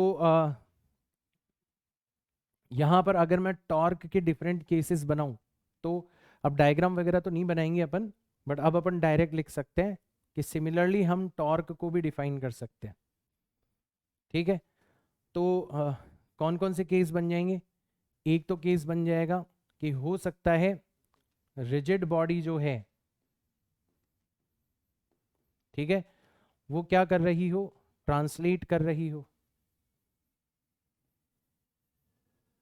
तो उस केस में टॉर्क कितना हो जाएगा, उस केस में टॉर्क हो जाएगा आपका टाउ इज इक्वस टू, जो भी आर होगा उसको हम क्रॉस प्रोडक्ट कर देंगे एम ए सी एम से, या फिर वही R perpendicular multiplied by M A C M, A C M जो है उससे हम परपेंडिकुलर डिस्टेंस लेके मल्टीप्लाई कर देंगे तो हमारे पास में टॉर्क आ जाएगा, ठीक है, कि नेट टॉर्क जो होगा वो हमेशा इसके बराबर होगा, ठीक। अगर मान लो रिजिड बॉडी, अगर मान लो रिजिड बॉडी यहां पर क्या कर रही है, रिजिड बॉडी रोटेट कर रही है, रोटेशन कर रही है, ठीक है। तो यहां पर तो अबाउट सम पॉइंट अपन निकालते हैं, ठीक है, जिस पॉइंट के अबाउट हमने सेंटर ऑफ मास का एक्सेलरेशन निकाला है उस पॉइंट के अबाउट हमने टॉर्क निकाला है, ठीक है। तो ये तो हो गया अबाउट पॉइंट, ठीक है, ये तो हो गया अबाउट पॉइंट ओ, ठीक है, और ये हो गया अबाउट एक्सिस, है ना। तो डायग्राम के लिए वही रेफरेंस ले सकते हो जो हमने पहले बनाए, उसमें बस सेंटर ऑफ मास की वेलोसिटी शो कर रखी थी, आप एक्सेलरेशन शो कर देना, ठीक है।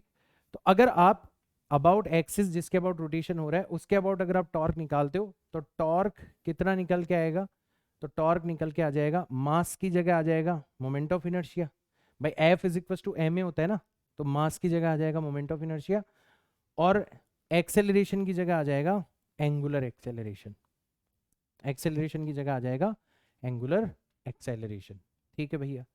और अब आपने तीसरा केस और ले लिया यहाँ पर, कौन सा वाला लिया कि रिजिड बॉडी है और ये जो रिजिड बॉडी है ये रोटेशन भी कर रही है और ट्रांसलेशन भी कर रही है, तो रोटेशन प्लस ट्रांसलेशन।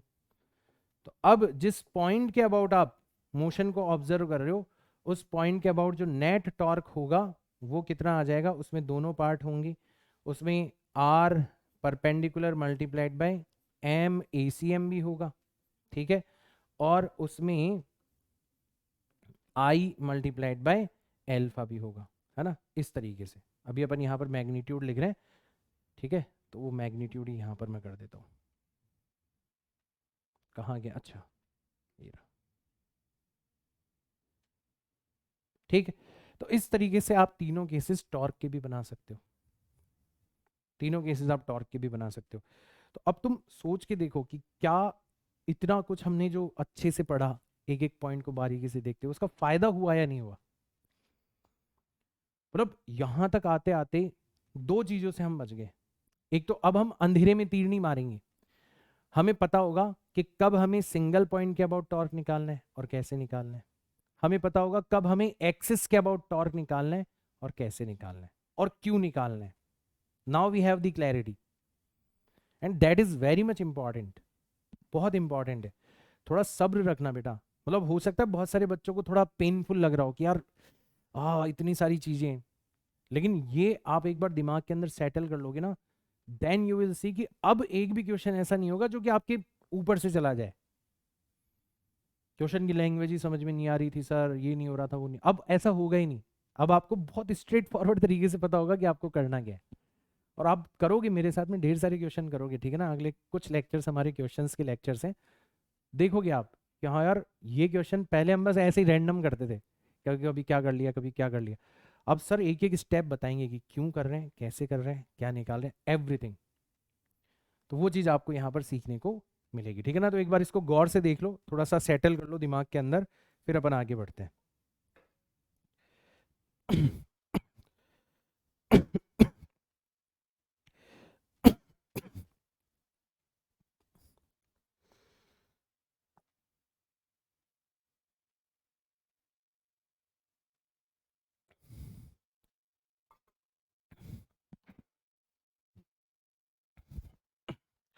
अच्छा, जैसे हमने एंगुलर मोमेंटम और टॉर्क के बारे में बात किया है ना, वैसे के वैसे अपन काइनेटिक एनर्जी के बारे में भी बात कर सकते हैं, ठीक है ना। तो यहां पर भी हमारे तीन केसेस बन जाएंगे। पहला केस बन जाएगा हमारा रिजिड बॉडी,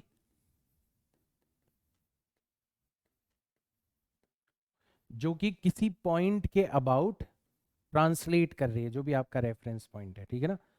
तो इसके अबाउट जो काइनेटिक एनर्जी होगी वो कितनी हो जाएगी, half total mass m multiplied by जो भी सेंटर ऑफ मास की वेलोसिटी होगी उसका स्क्वायर। दूसरा केस क्या हो जाएगा कि हमारी रिजिड बॉडी है और अब की बार किसी फिक्स्ड एक्सिस के अबाउट रोटेशन कर रही है ना। जब मैं लिखता हूं रोटेशन तो इसका मतलब होता है रोटेशन अबाउट फिक्स्ड एक्सिस, अक्सर वो उसके सेंटर ऑफ मास से पास होता है, ठीक है ना। तो इसके अबाउट जो काइनेटिक एनर्जी हो जाएगी वो भी आप निकाल सकते हो, कितनी हो जाएगी, हाफ, मास की जगह आ जाएगा मोमेंट ऑफ इनर्शिया और वेलोसिटी की जगह आ जाएगा एंगुलर वेलोसिटी का स्क्वायर, ठीक है। इसको आप ऐसे भी लिख सकते हो, kinetic energy is equal to angular momentum का square divided by twice of I, ऐसे भी लिख सकते हो भाई, मोमेंटम की जगह एंगुलर मोमेंटम आ गया, मास की जगह आपका आई आ गया। सेम चीज आप यहाँ पे भी देख सकते हो, कोई दिक्कत नहीं है, ठीक है ना। और जो तीसरा केस है हमारा, तीसरा केस कि हम रिजिड बॉडी के बारे में बात कर रहे हैं और रिजिड बॉडी रोटेशन करने के साथ साथ ट्रांसलेशन भी कर रही है।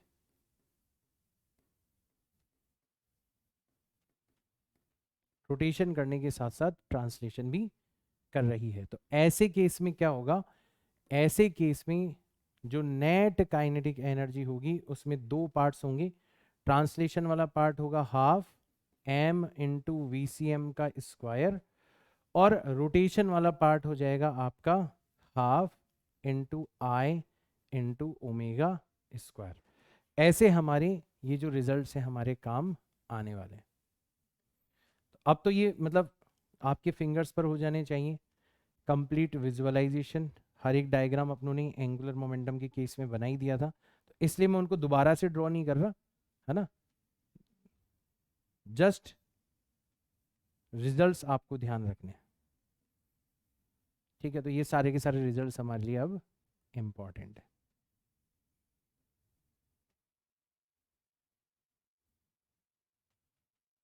ठीक, तो अब हम कंप्लीटली रेडी हैं, क्योंकि अब रिजिड बॉडी की हर एक चीज हमें निकालना आ गया।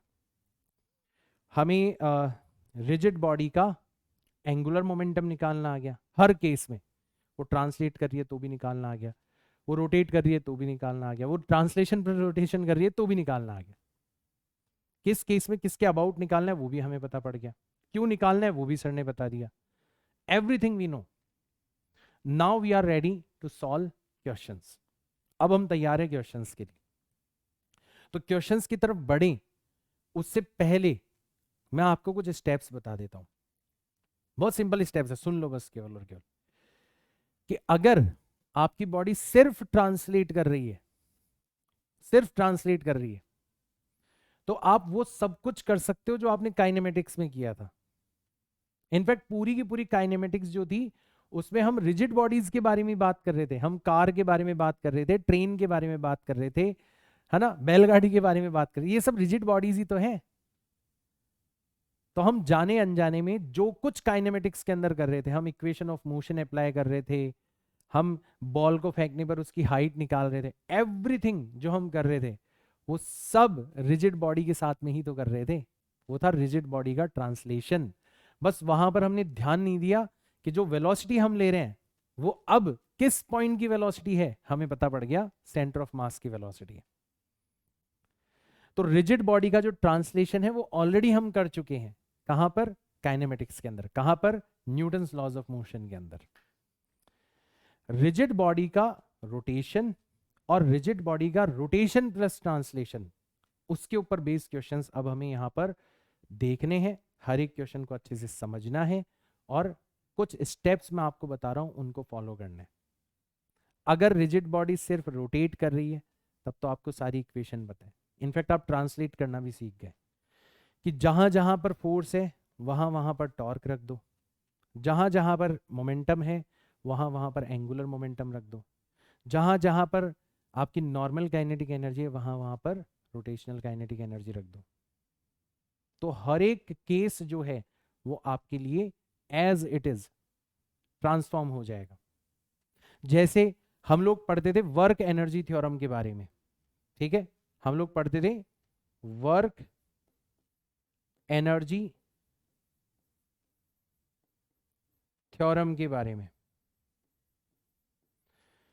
तो वर्क एनर्जी थ्योरम में क्या होता था, चेंज इन काइनेटिक एनर्जी जो है वो किसके इक्वल हो जाया करती थी? चेंज इन काइनेटिक एनर्जी होती थी नेट वर्क डन के इक्वल। तो अगर आप रोटेशन की बात कर रहे हो कि सर अगर कोई रिजिड बॉडी प्योर रोटेशन कर रही है तब वर्क एनर्जी थ्योरम कैसे काम करेगी? तो अब की बार आप क्या करोगे, फाइनल रोटेशनल काइनेटिक एनर्जी मतलब हाफ आई ओमेगा फाइनल का square minus initial rotational kinetic energy half I omega I square, ये चीज किसके इक्वल हो जाएगी? Net work done. अब वर्क में क्या आता था? Force multiplied by displacement. तो यहां पर फोर्स को किससे रिप्लेस कर दिया आपने? टॉर्क से रिप्लेस कर दिया, डिस्प्लेसमेंट को आपने किससे रिप्लेस कर दिया, एंगुलर डिस्प्लेसमेंट से रिप्लेस कर दिया, और आप इनिशियल एंगल से लेके फाइनल एंगल तक ये जो इंटीग्रेशन निकाल रहे हो दैट विल रिप्रेजेंट वर्क। वही किसको रिप्रेजेंट करेगा, वर्क को रिप्रेजेंट करेगा। तो आप किसी भी फॉर्मूले को जो कि आपने काइनेमेटिक्स के अंदर पढ़ा था, जो कि आपने न्यूटन्स लॉज ऑफ मोशन के अंदर पढ़ा था, जो कि आपने वर्क एनर्जी थ्योरम के अंदर पढ़ा था, उसको ट्रांसफॉर्म कर सकते हो इन केस ऑफ रोटेशन। ठीक है, आ रहा है सबको समझ में? तो ऐसे हम लोग वर्क एनर्जी, अब अगर आप बोलोगे सर पावर को कैसे डिफाइन करेंगे रोटेशन के केस में, रोटेशन के केस में हम पावर को कैसे डिफाइन करेंगे भैया, कैसे डिफाइन करेंगे? तो सर ट्रांसलेशन के केस में हम करते थे force multiplied by velocity, force multiplied by velocity. तो फोर्स की जगह क्या आ जाएगा, टॉर्क आ जाएगा, और वेलोसिटी की जगह क्या आ जाएगा, एंगुलर वेलोसिटी आ जाएगा। तो टाउ मल्टीप्लाइड बाय ओमेगा, ये किसको रिप्रेजेंट करेगा, पावर को रिप्रेजेंट करेगा। तो जो कुछ हमने ट्रांसलेशन के अंदर पढ़ा है, जो भी फॉर्मूले पढ़े हैं, वो एज इट इज ट्रांसफॉर्म किए जा सकते हैं फॉर रोटेशन। तो ये तो हो गया रोटेशन का स्टेप कि सर हाँ हमें तो वही इक्वेशन यूज करनी है, वही स्टेप्स, वैसे ही क्वेश्चन बनेंगे। तो अब मेनली नया क्या रह गया तुम्हारे लिए, combination of rotation and translation. और उसमें भी अब आपको मैं एक चीज बता देता हूं कि जब भी आप combination of rotation plus translation करोगे ना, तो आपको ट्रांसलेशन को अलग स्टडी करना है, वो कैसे करना है वो मैंने बता ही दिया, और रोटेशन को अलग स्टडी करना है, वो कैसे करना है वो मैंने बता दिया, और जस्ट उनके रिजल्ट्स को आपको क्या कर देना है, कंबाइन कर देना है, जस्ट उनके रिजल्ट्स को आपको कंबाइन कर देना है। ठीक है, जैसे एक लॉ ट्रांसलेशन में भी एग्जिस्ट करता था जिसको अपन बोलते थे कंजर्वेशन ऑफ मोमेंटम। तो कंजर्वेशन ऑफ मोमेंटम क्या होता था, कंजर्वेशन ऑफ मोमेंटम क्या हुआ करता था कि अगर आपका नेट एक्सटर्नल फोर्स जीरो हो, अगर नेट एक्सटर्नल फोर्स जीरो हो, ठीक है, if net external force is zero, then आपका नेट मोमेंटम जो होता था वो क्या रहता था, वो कंजर्व्ड रहता था, राइट? तो सेम लॉ यहां पर भी एग्जिस्ट करता है, इसको अपन बोलते हैं कंजर्वेशन ऑफ एंगुलर मोमेंटम।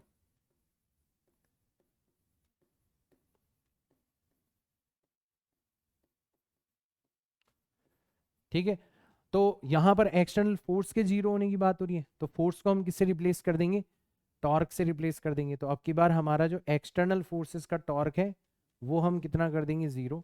तो अगर एक्सटर्नल फोर्सेस का टॉर्क जीरो है, ठीक है, अगर ये कंडीशन हो रही है, देन यहां पर था मोमेंटम, यहां पर आ जाएगा आपका एंगुलर मोमेंटम। तो नेट एंगुलर मोमेंटम जो है वो क्या हो जाएगा, वो कंजर्व्ड हो जाएगा,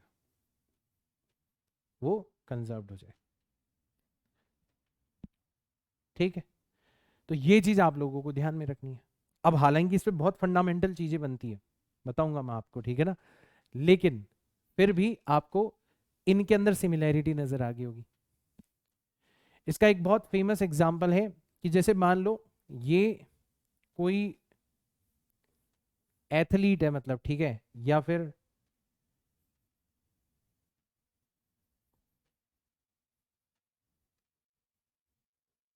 ठीक है, आप भी ये एक्सपेरिमेंट कर सकते हो कि आप किसी रोटेटिंग प्लेटफॉर्म पर खड़े हो जाओ, एक्सिस जो है वो बिल्कुल आपके बीचों बीच से गुजर रहा है, ठीक है, तो आप इसके अबाउट क्या कर रहे हो, इसके अबाउट आप रोटेट कर रहे हो ओमेगा एंगुलर स्पीड से। ठीक है, अब आपने क्या करा, बिना किसी एक्सटर्नल सपोर्ट को लिए, कुछ भी आपने बाहर से कुछ भी नहीं लिया, आपने जस्ट अपने मास को फैला लिया। अभी मास पूरा का पूरा एक्सिस के पास में है, आपने क्या कर लिया, उसको एक्सटेंड कर लिया, मास को आप एक्सिस से दूर ले गए। तो जैसे आप इस पोजीशन के अंदर आओगे कि आपने अपने हाथों को भी फैला लिया, तो आपने अपने हाथ भी फैला लिए, ठीक है, और जितना आप फैला सकते थे आपने उतना अपनी टांगों को भी फैला लिया। अगर इस कंडीशन में आप अपने आप को लेके आ जाओगे बाहर से बिना सपोर्ट लिए, है ना, इंटरनली अपनी मसल्स को यूज करके अगर आप इस पोजीशन में आ जाओगे तो आप देखोगे कि अब आपकी एंगुलर वेलोसिटी चेंज हो जाएगी। एंगुलर वेलोसिटी चेंज हो जाएगी। क्यों चेंज हो जाएगी? यहां पर आपका मोमेंट ऑफ इनर्शिया, यहां पर आपका मोमेंट ऑफ इनर्शिया लेस था, लेस, कम था। क्यों? क्योंकि सारा का सारा मास एक्सिस के पास में था, ठीक है। और यहां पर क्या हो गया, आपने मास को दूर ले गए तो यहां पर मोमेंट ऑफ इनर्शिया जो है वो कितना हो गया, मोर हो गया, ज्यादा हो गया इसके कंपैरिजन में। जबकि एंगुलर मोमेंटम तो कंजर्व रहना चाहिए। एंगुलर मोमेंटम का मतलब होता है मोमेंट ऑफ इनर्शिया और ओमेगा का प्रोडक्ट, तो दोनों का प्रोडक्ट हमेशा कांस्टेंट रहना चाहिए। तो प्रोडक्ट तभी कांस्टेंट रहेगा ना जब एक चीज बढ़ेगी तो दूसरी चीज उतने ही रेशियो के अंदर डिक्रीज हो जाए।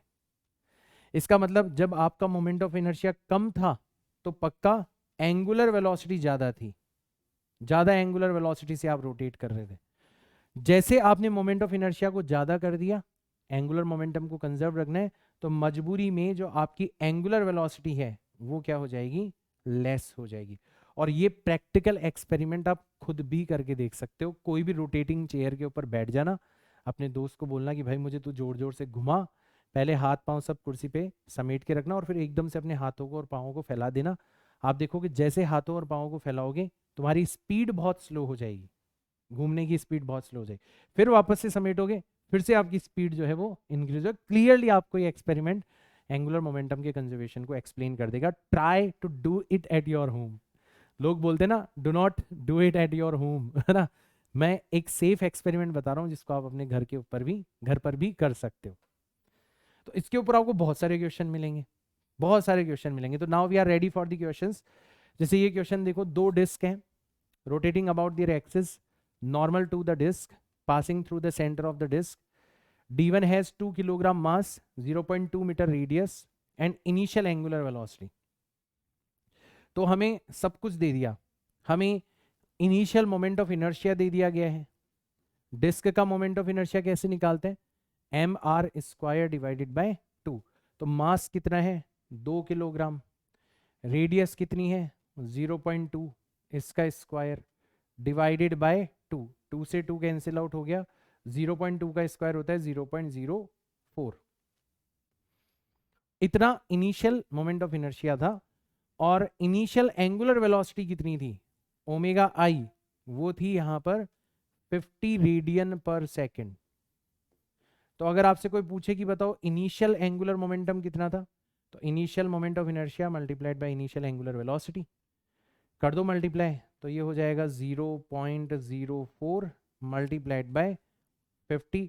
यहाँ से डेसिमल हटाओगे नीचे चला जाएगा 100, ये 2 बार कैंसिल आउट हो जाएगा, 2 से 4 कट जाएगा, कितना बचेगा, सिर्फ और सिर्फ 2 बचेगा, जो भी इसकी यूनिट है। तो इतना आपका इनिशियल एंगुलर मोमेंटम था। अब क्या हुआ, disc D2 has 4 kilogram mass, 4 kilogram mass हो गया, 0.1 मीटर रेडियस हो गया और इनिशियल एंगुलर वेलोसिटी 200 रेडियन पर। अच्छा, तो दो डिस्क हैं, तो ये हो गया पहली डिस्क, पहली डिस्क का एंगुलर मोमेंटम। और ऐसे अपन दूसरी डिस्क का निकालते हैं, तो दूसरी डिस्क का इनिशियल एंगुलर मोमेंटम कितना हो जाएगा। तो मास दे रखा है 4 किलोग्राम, रेडियस दे रखी है 0.1, इसका स्क्वायर डिवाइडेड बाय 2, 2 से 4 कट गया 2 बार, 0.1 का स्क्वायर 0.01, तो 0.02, ये तो हमारी दूसरी डिस्क का मोमेंट ऑफ इनर्शिया आ जाएगा। और ओमेगा I2 दूसरी डिस्क की इनिशियल एंगुलर वेलोसिटी कितनी दे रखी है हमें, 200 रेडियन पर सेकेंड दे रखी है। तो अगर आपसे कोई पूछे कि बताओ जो दूसरी डिस्क है उसका मोमेंट एंगुलर मोमेंटम कितना होगा, निकाल सकते हैं हम, इन दोनों का प्रोडक्ट कर देंगे, तो ये हो जाएगा 0.02 मल्टीप्लाइड बाय 200, इससे कैंसिल आउट हो गया, नीचे चला गया 100, 0000 गए तो ये आ जाएगा आपका 4। तो अगर आपसे कोई पूछे कि बताओ पूरे के पूरे सिस्टम का नेट इनिशियल एंगुलर मोमेंटम कितना होगा, तो पहली डिस्क का है 2, दूसरी डिस्क का है 4, तो टोटल हो जाएगा 2 + 4 मतलब 6 हो जाएगा। ये इनिशियल कंडीशन है। अब आगे पढ़ो क्वेश्चन को। The two disc are brought in contact face to face, दोनों डिस्क को आप एक दूसरे के कॉन्टेक्ट में लाते हो, तो कॉन्टेक्ट के दौरान दोनों एक दूसरे के ऊपर फोर्स लगाएंगी, बट वो इंटरनल फोर्स है, मतलब कोई एक्सटर्नल टॉर्क यहां पर नहीं लगेगा। तो with their axis of rotation coincident, दोनों का एक्सिस ऑफ रोटेशन सेम है। The final angular velocity of the system is, तो बताओ पूरे के पूरे सिस्टम की फाइनल एंगुलर वेलोसिटी कितनी होगी। तो जब दोनों डिस्क चिपक जाएगी, तो फाइनल मोमेंट ऑफ इनर्शिया कितना हो जाएगा। पहली डिस्क का मोमेंट ऑफ इनर्शिया कितना है 0.04, दूसरी डिस्क का मोमेंट ऑफ इनर्शिया कितना है 0.02। तो अगर आपने दोनों डिस्क को चिपका दिया तो ये तो हो जाएगा आपका नेट मोमेंट ऑफ इनर्शिया, और मान लो आपकी एंगुलर वेलोसिटी है ओमेगा डैश, तो ये हो जाएगा आपका final angular momentum of the system, क्योंकि बाहर से कोई टॉर्क लगा नहीं। इसका मतलब ये जो एंगुलर मोमेंटम होगा ये इनिशियल एंगुलर मोमेंटम के इक्वल हो जाएगा, मतलब 6 के इक्वल हो जाएगा। और यहां से आप बड़ी आसानी से निकाल सकते हो कि जो ओमेगा डैश होगा वो हो जाएगा 6 डिवाइडेड बाय 0.06, डेसिमल हटा, 2 0 चले गए, 6 से 600 कैंसिल आउट हो गया, 100 रेडियन पर सेकंड, इतनी फाइनल एंगुलर स्पीड से दोनों डिस्क का कॉम्बिनेशन रोटेट करेगा। ऑप्शन 3 हो जाएगा यहां पर करेक्ट। अब आप एक सिमिलैरिटी देखो इस क्वेश्चन के अंदर। तुम्हें नहीं लगता कि ये जो क्वेश्चन है ये कंप्लीटली इन इलास्टिक कोलिजन से मैच करता है। आप बोलोगे सर बात तो सही कह रहे हो, वहां पर दो ऑब्जेक्ट मूव कर रहे थे, दोनों टकराते थे और टकराने के बाद में चिपक कर एक साथ मूव करने लगते थे। यहां पर भी तो ऐसा ही हो रहा है, दो अलग अलग डिस्क है, दोनों रोटेट कर रही है, दोनों एक दूसरे के कांटेक्ट में आती है मतलब टकराती है, और फिर दोनों साथ साथ रोटेट करने लगती है, करने लगती है। तो ये तो एग्जैक्टली सिमिलर केस हो गया किसके, हमारे कंप्लीटली इन इलास्टिक कोलिजन के। इनफैक्ट फॉर्मूला जो है ना वो भी आपने सेम लगाया है। नोटिस करो ये जो ओमेगा डैश का फॉर्मूला है ये आपने बिल्कुल सेम लगाया है। कैसे, आपने क्या करा, नेट एंगुलर मोमेंटम निकाला, मतलब आपने पहले I1 ओमेगा 1 लिया, आपने I2 ओमेगा 2 लिया, और फिर इसको किससे डिवाइड कर दिया, I1 + I2 से डिवाइड कर दिया, I1 + I2 से डिवाइड कर दिया, राइट। यही तो फॉर्मूला लगाया आपने। I1 ओमेगा 1 0.04, I2 ओमेगा 2 0.02, और ये 6 क्या है, सॉरी ये तो I1 + I2 हो गया, 6 क्या है 2 + 4, 2 क्या था I1 ओमेगा 1, 4 क्या था I2 omega 2। So this question is similar to completely inelastic collision. इतना हिंट मैं आपको दे चुका हूं, तो this question is similar to completely inelastic collision. तो अब आपको मैं एक होमवर्क दे रहा हूं, ठीक है, और फिर अपन इस सेशन को भी एंड करेंगे। होमवर्क बड़ा सिंपल सा है कि आपको ये बताना है कि क्वेश्चन नंबर 1, ये सब होमवर्क क्वेश्चन है, ठीक है, बड़े छोटे छोटे से क्वेश्चन है, ठीक है। लॉस ऑफ एनर्जी कितना होगा,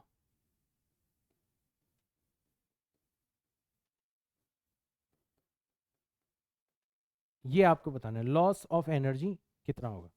भाई यहां पर आपने देखा कि यार ये केस तो बिल्कुल सिमिलर है, कंप्लीटली इन इलास्टिक कोलिजन, तो कंप्लीटली इन इलास्टिक कोलिजन के अंदर भी तो लॉस ऑफ एनर्जी होता था, यहां पर भी होगा। तो इनफैक्ट मैं आपको हिंट दे देता हूं, फॉर्मूला भी बिल्कुल सेम हो जाएगा। लॉस ऑफ एनर्जी का फॉर्मूला हो जाएगा कितना, हाफ मास आता था वहां पर, मास को किससे रिप्लेस कर देंगे, मोमेंट ऑफ इनर्शिया से, I1 I2 divided by I1 plus I2, और वहां पर वेलोसिटी का डिफरेंस आता था, यहाँ पर एंगुलर वेलोसिटी का डिफरेंस, तो ओमेगा 2 माइनस ओमेगा 1 का स्क्वायर, ये आप लगा सकते हो, और आप लॉस ऑफ एनर्जी भी फाइंड आउट कर सकते हो, लॉस ऑफ एनर्जी भी आप फाइंड आउट कर सकते हो। ठीक है, आया सबको समझ में, आ रहा है सबको समझ में? तो ऐसे क्वेश्चंस बेस्ड होते हैं किसके ऊपर, कंजर्वेशन ऑफ एंगुलर मोमेंटम के ऊपर। तो ये वाला जो क्वेश्चन है बहुत सिंपल क्वेश्चन है, मैं चाहूंगा कि इस क्वेश्चन को एक बार आप खुद से ट्राई करें। तो ये वाला क्वेश्चन भी मैं आपको होमवर्क के लिए दे रहा हूं, ठीक है। इसके बाद में ठीक, एक ये लास्ट क्वेश्चन अपन कर लेते हैं, थोड़ा थोड़ा आपको हिंट हो जाएगा कि हाँ हमने जो सीखा है उसको क्वेश्चंस पे कैसे, ऑल्दो अब पूरा का पूरा जो नेक्स्ट लेक्चर होगा वो क्वेश्चंस के ऊपर बेस्ड होगा, ठीक है। जो भी कुछ हमने आज सीखा है, सीखा भी क्या है, हमने जस्ट केवल सिमिलैरिटी देखी है, बस उसको सेटल होने देंगे इस लेक्चर में, और नेक्स्ट लेक्चर में उसको क्वेश्चंस के अंदर अप्लाई करेंगे। तो एक लास्ट क्वेश्चन मैं ले लेता हूँ। एक यूनिफॉर्म रॉड है A B of length L, mass M, is free to rotate about point O। इस पॉइंट के अबाउट रोटेशन हो सकता है। The rod is released from rest in the horizontal position, ये हॉरिजॉन्टल पोजीशन पे इसको रिलीज किया जाता है। Given that the moment of inertia about E is ml square divided by 3, आप नहीं भी बताते तो भी हमें याद है, ठीक है। The initial angular acceleration of the rod will be, rod का आपको इनिशियल एंगुलर एक्सेलरेशन बताना है कितना होगा। तो देखो यहां पर ये जो केस बना, ये कौन सा केस बना, प्योर रोटेशन का केस बना। किसका केस बना, प्योर रोटेशन। तो प्योर रोटेशन के अंदर जो टॉर्क हुआ करता था, प्योर रोटेशन के अंदर जो टॉर्क हुआ करता था वो किसके इक्वल होता था सर, मास की जगह आ जाएगा मोमेंट ऑफ इनर्शिया, और एक्सेलरेशन की जगह आ जाएगा एंगुलर एक्सेलरेशन, ये हुआ करता था टॉर्क, ठीक है। अच्छा, अगर मान लो ये जो रॉड है इसके ऊपर कितने फोर्स लग रहे हैं, तो आप बोलोगे सर एक ही फोर्स लग रहा है, वो है इसका खुद का वेट, इसका खुद का वेट mg डाउनवर्ड डायरेक्शन में। तो यहां पर ये जो टॉर्क है जो एंगुलर एक्सेलरेशन प्रोड्यूस कर रहे हैं, वो कहां से प्रोड्यूस हो रहा है, वो टॉर्क प्रोड्यूस हो रहा है mg की वजह से। और किसी भी फोर्स का किसी भी पॉइंट के अबाउट टॉर्क हमें निकालना आता है, किसी भी फोर्स का किसी भी पॉइंट के अबाउट टॉर्क हमें निकालना आता है। जैसे ये जो फोर्स है ये हो गया हमारा mg, और इसका इस पॉइंट के अबाउट अगर हम टॉर्क निकालें तो हमें चाहिए होगी परपेंडिकुलर डिस्टेंस, और परपेंडिकुलर डिस्टेंस कितनी हो जाएगी यहाँ पर, L डिवाइडेड बाय 2 हो जाएगी। तो ये जो टॉर्क हमें मिल रहा है ये बेसिकली आया कहां से है, ये आया है mg फोर्स से। कितना टॉर्क प्रोड्यूस कर रहा है, force multiplied by perpendicular distance that is L divided by 2। तो आ गया हमारे पास में एल्फा कितना हो जाएगा, एल्फा हो जाएगा mg/L डिवाइडेड बाय 2, और यहां पर मोमेंट ऑफ इनर्शिया और आ गया, और मोमेंट ऑफ इनर्शिया क्वेश्चन में आपको दे रखा है, वैसे आपको याद भी है।